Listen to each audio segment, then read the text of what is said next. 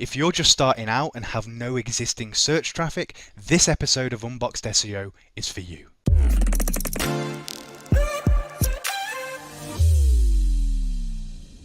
Today we're going to answer the question, what should you do if you have no existing content, links or traffic?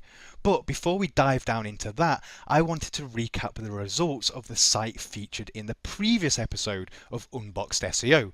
They integrated my advice really quickly and they've seen search traffic grow. Originally they had 834 keywords ranking in the top 3, and now after just a few weeks they have 1078, which continues to grow. So please subscribe to the channel to make sure you don't miss out on other videos like that, and be sure to check out the previous episode.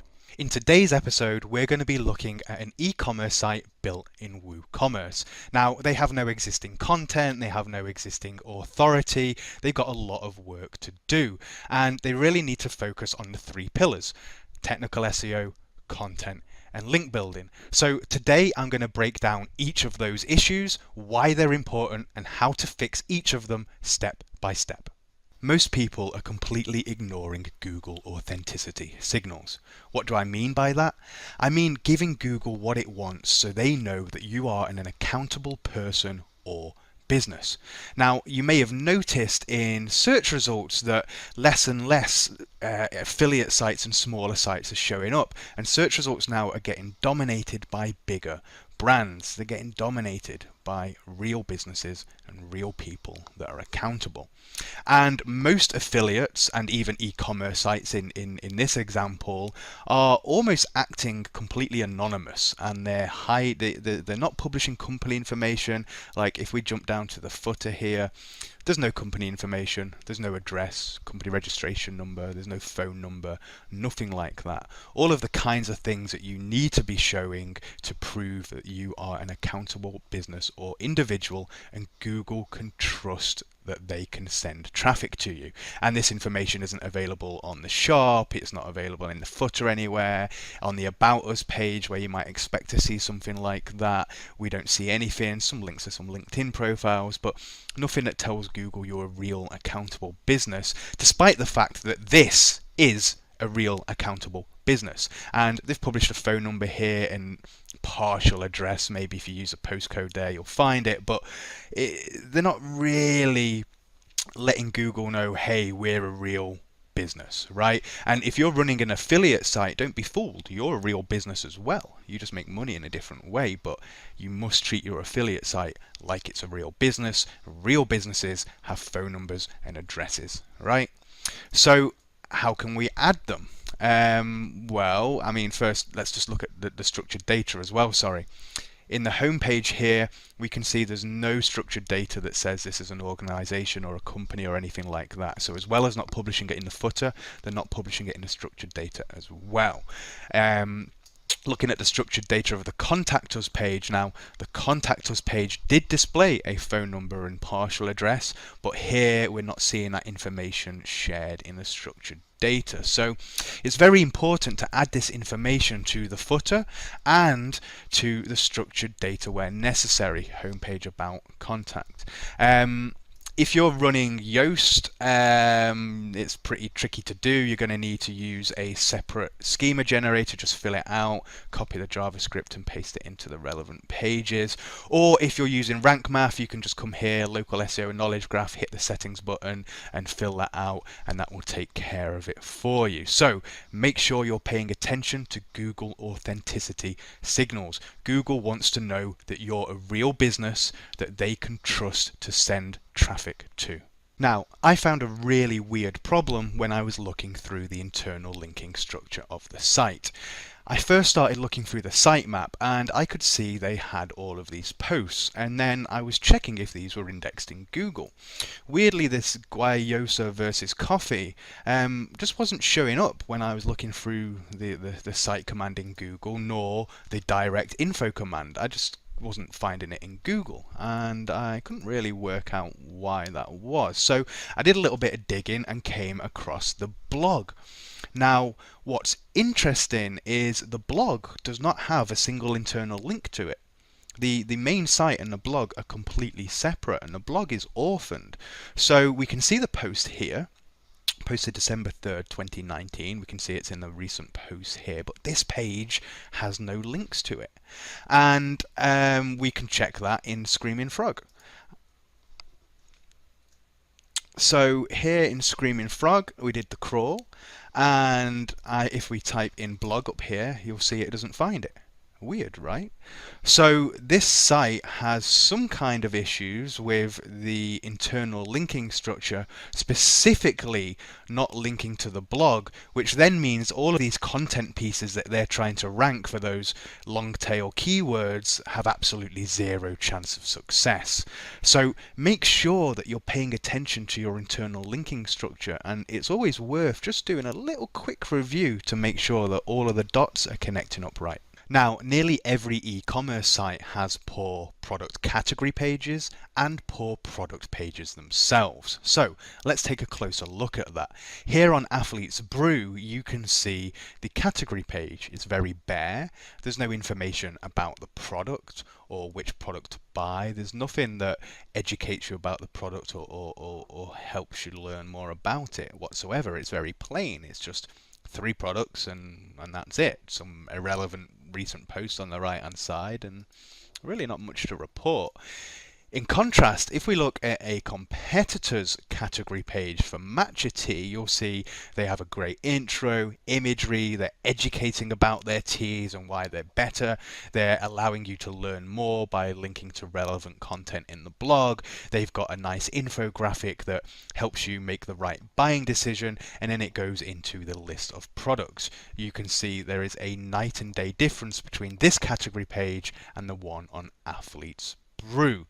So it's important that you take care of your category pages and add relevant content, not just to appease Google, but to also help the humans that are going to be clicking through these pages as well. Now, in my opinion, although this is a much better page, I would have put this infographic here at the bottom and maybe not even had it as an infographic, but actually had it as text with headers and subheaders and things like that. It's the only improvement I might make on this category page. But it's worlds apart from our target category page, and this is a kind of typical category page I see on many e-commerce sites, so make sure you're paying attention to that. The same is true with your product pages. Here you'll see now I spent some time doing conversion eye studies and all of that kind of thing, and this page really hurts me. If anyone's on your product page, the only thing you want them to do is buy the product. That's the only goal. So right now, the add to basket button is very small. It blends in with the design of the site, the green here, right? And it should be big and bold and ugly, and it should be the most aggressive thing on the page. But here it's very subtle and hidden away. On top of that, we've got these recent posts on the right. Like, if you've got someone in this page, do you want to click the buy button or do you want them to go and review a recent post, right? So the recent post has to go, the buy button has to be big and clear. This discount table is not clear. It makes the buying process more confusing rather than simplifying it. So from a conversion point of view, there's a lot to do here. From an SEO point of view, the description's kind of weak. It doesn't really tell you that much. And then we can look at reviews from customers, from Amazon. It weighs 0.1. That's the additional information you've got, like not how to brew it, not how to use a product, nothing like that. Just this is what it weighs. Great. Right, and the reviews are kind of weak as well. Both came in on the same day, probably not real reviews. Let's be honest, if you've not had any before or after, right? Just a very generally weak product page, right? In contrast, let's take a look at this product page. Great bold imagery that you can zoom in. Oops, just kicked the camera there. Let me bring it back with my foot. There we go. Nice big bold imagery, easy to click through. Lots of options in terms of weight. You can GIF wrap it, big bold button, great product description, tells you how to use it, talks about the ingredients, links to recipes, shows you the region that it's from, the tasting notes, how to brew it, everything you need to know about the product, not just in terms of should I buy it, but also then once you've bought it, how to use it and what to expect. This is a great example of a product detail page done right, and again in stark contrast to what we see here on Athlete's Brew. So this is a common issue I see across a lot of e-commerce sites. You really need to put some effort into your category pages so that they aid the customer's buying decision and also give Google the content that it wants, and also in your product pages as well. Don't sleep on this. It's very, very important. Now, lots of people struggle with keyword research and putting a content strategy together. So I'm going to talk you through how to do that using Athlete's Brew as an example. They sell Guayusa tea and loose leaf products. So that means that from a Google perspective and a human perspective, we need a solid base of Guayusa content, which we don't currently have. So let's figure out which keywords we need to target and which content to produce.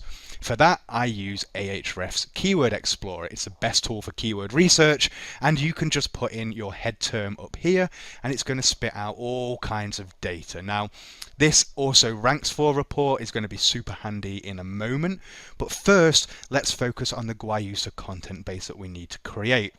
And this having same terms report is awesome because it tells you every single keyword on the planet that has Guayusa in it, along with the keyword difficulty and search volumes. Now, I don't actually use Ahrefs for my analysis and selections. We've built an internal tool for that, and if you're a member of the 90-day SEO program, you will have access to this. But basically, it gives us a top-down view of topics, their average difficulty, search volume, and then the keywords within those topics that we need to target.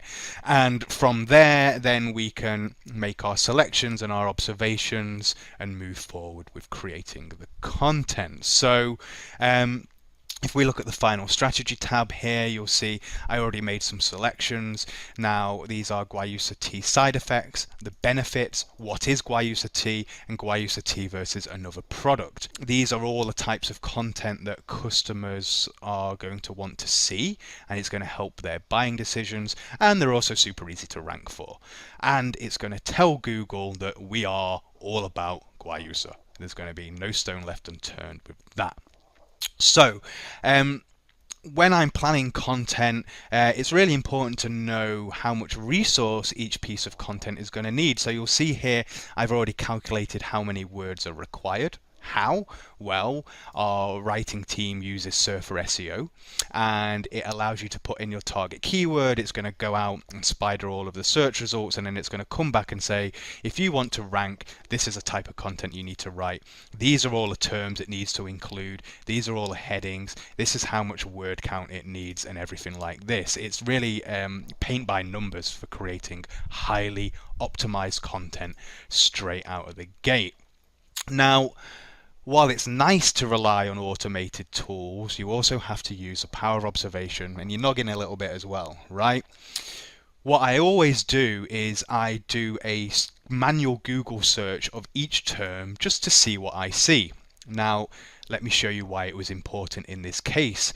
I was going to create a Guayusa tea side effects article and a Guayusa tea benefits article. Two separate pieces of content, one 1,700 words, one 1,600 words, and that was a plan.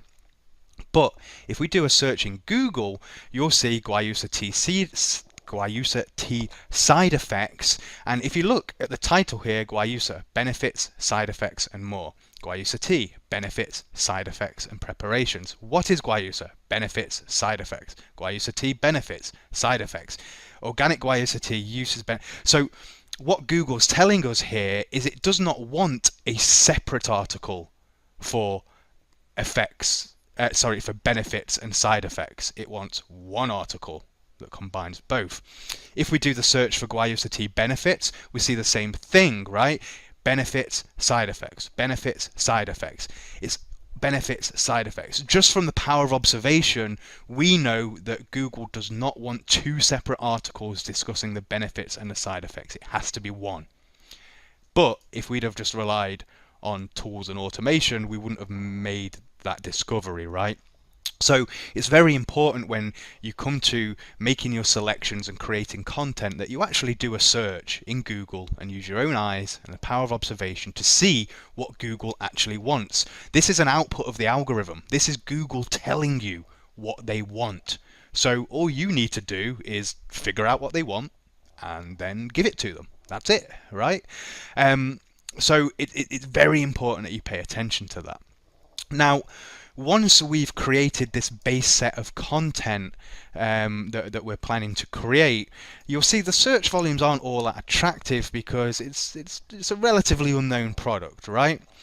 So how can we bridge that gap? How can we now we've got a base of Guayusa content, how can we go to the next level and start attacking more relevant keywords? Well, before I told you about this also ranks for report. Basically what this says is if sites are ranking for this keyword, they're also ranking for these keywords. So we can go view all and we can take a look at some of the other keywords and search volumes and things like that. Okay, it's a little slow to load, but I found one earlier, for example, coffee alternative. Not many people are searching for Guayusa, the actual product, but many people are searching for the problem, which is they want a healthier alternative to coffee, and Guayusa is that solution. So once you've built, and this is a mistake many people make, many people would go after these bigger, more attractive keywords from the get-go before establishing a base of content, a foundational base of content that's relevant to their product, service, and audience. So please make sure you build the content that your readers want, that's also getting searched for, that assists in conversions. Once you've got that foundation base of content, don't pay attention to search volume. Just make sure you're giving Google what it needs and the humans what it needs so they know that your website's about Guayusa or whatever it is. Then, once that's in place, you can layer it up with other layers of content targeting other relevant keywords like this one, right? Coffee alternative, maybe energy drink alternatives. Guayoa versus coffee, and lots of other keywords here. And if we go back into this Ahrefs report now, we can see they're talking about green tea, yerba mate, and lots of other ideas that we can then jump into and create more content, casting a wider net to catch people from Google. Now, if you have any existing content on your site, you really want to make sure it's perfectly optimized. In the case of Athlete's Brew, they have this article Guayusa versus coffee, but it's not really that well optimized for the term and really underperforming. So how can we make sure that the content we have published is perfectly optimized? Well, for that we use SERP for SEO, and specifically for existing content we use the SERP analyzer. You can enter your target keyword and country here. It's going to go out, it's going to pull back the top results, it's going to analyze over 500 different ranking factors, and then you can see how your page compares. So right now we have an optimization score of 25 and a domain score of 0. So the content score is the optimization of the actual content, and the domain score is the overall authority of the site, which is lacking. Now, in terms of optimizing the content, we can just click on audit here, and this is going to come through and give us a paint by numbers guide on how to optimize the content. Now, the first thing that I do is I come and scroll down and I take care of this word section. Here it's telling us that we need to add 800 words into the body of the content. And if we click on show details here, these green lines show the mean average, and we can see that we are way below what the average should be. So I always come and take care of word count before anything else. Then come refresh the report. Next, come down and take care of any of the other issues. So for example, we're not using the exact keyword in the title. Guayusa versus coffee is not used in the title, nor is it used in a H1 tag. I'd come through and make sure we're getting green ticks on all of these things, right? Once that's done, hit refresh, come back, look at the report, then I take care of the true density. So what's being said here is, look, your competitors are using this term, but you're not. So you need to add it once, you need to add this once, you need to add this once, and there's a number of recommendations here that you should follow. So that's how you optimize existing content. You can use Surfer SEO's SERP Analyzer, you can come in here and then get really a paint by numbers report of how to optimize your content perfectly. And in this case, we can see, well, they have a lot of work to do in terms of optimizing the existing content that they have. So if you have any existing content on your site, I highly recommend you run it through Surfer SEO's SERP Analyzer just to see exactly where you stand right now. So a lot of people and businesses really struggle with link building, but it's really important that you get it right, and I'm going to just talk you through it with Athlete's Brew. So Athlete's Brew right now are a DR3 out of 100. That means they are a very low authority site, basically non-existent, right? And when you have a site with low authority, it's very important that you build that authority as quick as you can, because sites, when you build the DR of a site, it raises all ships. That means that all of your inner pages are going to see ranking increases as the authority of your site increases. So when you're in a position like this, it's very important that you spend the first few months building authority to the site. And let me show you in this Guayusa tea keyword example. If we look at the sites that are currently ranking now, you'll see there's some pretty heavy hitting sites in terms of DR. Now, we can see that there's a DR7 here, and that gives us hope that we can rank our DR3 site without too much hassle. But overall, if you've got a higher authority site, it's easier to rank. So the first 2 or 3 months of link building should be focused on building as many relevant and authoritative links to the homepage as possible. Now, if you go on my blog, matthewwoodward.co.uk, you can come to the SEO section up at the top, and here I got a link building section. There's like 15 or 16 different link building strategies that you can use to increase the authority of your site. Now, if you struggle with link building or you haven't got the time to do that, you can use links that rank, and my outreach team will take care of the link building for you. And you can just pick how many links you want, and we take care of everything else. Now, when you're building the authority of the site, you should really assign as much budget as possible in the first 3 months to building that authority, whether that's $200 or $2,000, just as much as your budget allows you to do.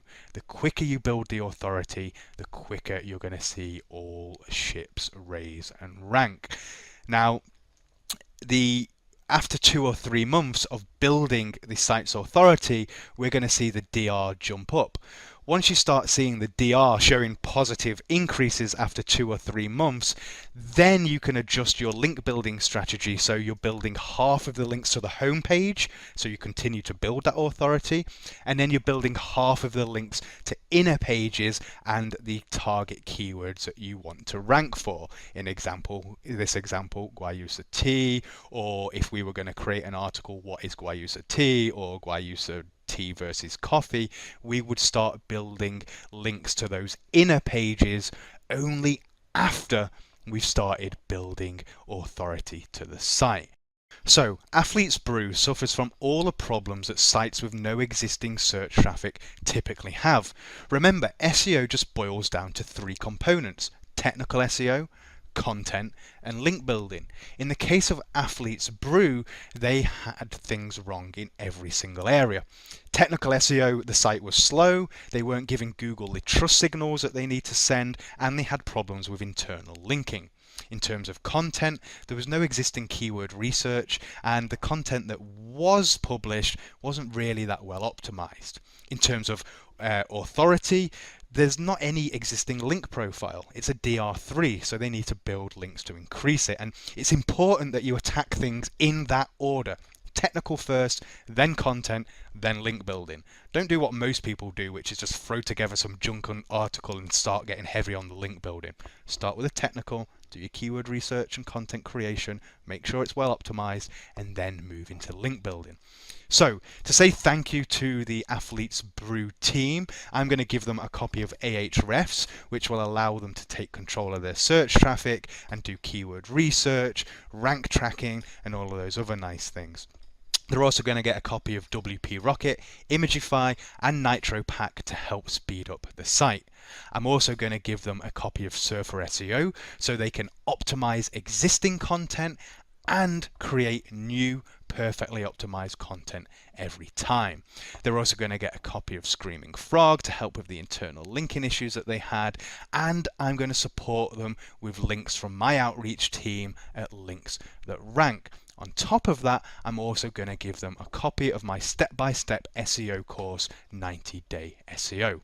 Now, if you have any SEO problems, I encourage you to check out my SEO portal. It includes tons of free tutorials, case studies, and experiments that you cannot find anywhere else. And if you've had any of the problems that we've spoken about in this video, please leave a comment below. I'll be answering them personally, so anything you're stuck with, just ask the question. I'm there to help you. Otherwise, please support the channel, please like and subscribe the video right now, and I'll see you in the next episode of Unboxed SEO.